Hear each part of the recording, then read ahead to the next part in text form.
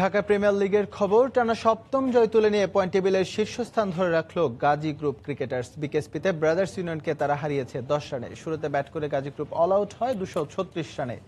জবাবে ব্যাট করতে নেমে 226 রানে গুটে যায় ব্রাদার্স। আরেক ম্যাচে হোঁচট খেয়েছে শেখ জামাল। অপেক্ষাকৃত দুর্বল প্রতিপক্ষ খেলাঘরের কাছে তারা হেরেছে 20 রানে।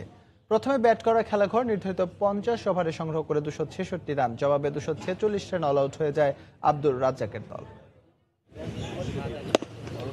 টানা জয় নিয়ে উঠতে থাকা গাজী গ্রুপ ক্রিকেটার্সের হোঁচট খাওয়ার উপক্রম টেবিলের তলানির দিকে থাকা ব্রাদার্স ইউনিয়নের কাছে। ম্যাচের আগে জয়ের সম্ভাবনা খোদ ব্রাদার্সের খেলোয়াড়দের মনে জেগেছিল কিনা সেটি জানা যায়নি, তবে প্রায় ডুবতে বসা ম্যাচটিকে শেষ পর্যন্ত উদ্ধার করার পর উচ্ছ্বাসের চেয়ে স্বস্তিটাই নিশ্চয়ই বেশি গাজী গ্রুপের খেলোয়াড়দের।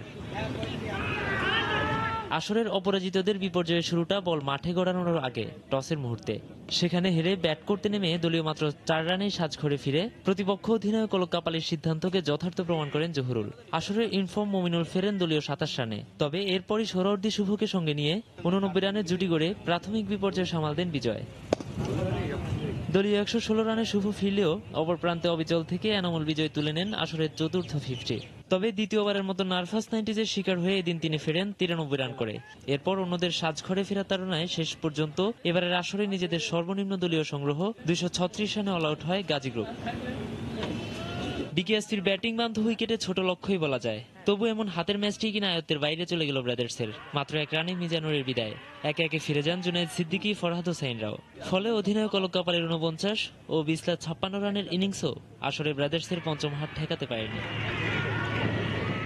আসরে দ্বিতীয়বারের মতো সেঞ্চুরি হাতছাড়া হলেও দলের জয়ে অবদান রাখতে পেরেই তৃপ্ত গাজী গ্রুপের ওপেনার এনামুল বিজয়। টিম রেজাল্ট করতেছে, এটা একটা ভালো দিক। টানা আমরা 7 ম্যাচ জিতলাম, এটা একটা বড় দিক। আসলে টিমকে কন্ট্রিবিউট করাটাই আসলে প্রতিটা প্লেয়ারের উদ্দেশ্য থাকে। আমিও চেষ্টা করছি, টপ অর্ডার ব্যাটসম্যান যখন লম্বা সময় ধরে ব্যাটিং করে তাহলে দলের রানটা অনেক বেশি হয়, তাই সেই জিনিসটা কন্ট্রিবিউট করার চেষ্টা করছি। এদিকে জিতলেই টেবিলের 2 নম্বরে যাবার সুযোগ, এমন সম্ভাবনা সামনে রেখে খেলাঘরের মুখোমুখি হয় শেখ জামাল। তবে খেলাঘর ওপেনার রবিউল ইসলাম রবির ব্যাক টু ব্যাক সেঞ্চুরিতে সেই সম্ভাবনা শেষ পর্যন্ত আক্ষেপ হয়েই রইল। রবি সেঞ্চুরি আর অমিত মজুমদারের 58 রানের ইনিংসে 266 রানের সংগ্রহ পায় খেলাঘর। দুজনের ব্যাটিং কৃতিত্বের পরও খেলাঘরকে এ রানে বেঁধে রাখার কৃতিত্বটা অবশ্য শেখ জামাল অধিনায়ক আব্দুর রাজ্জাকের।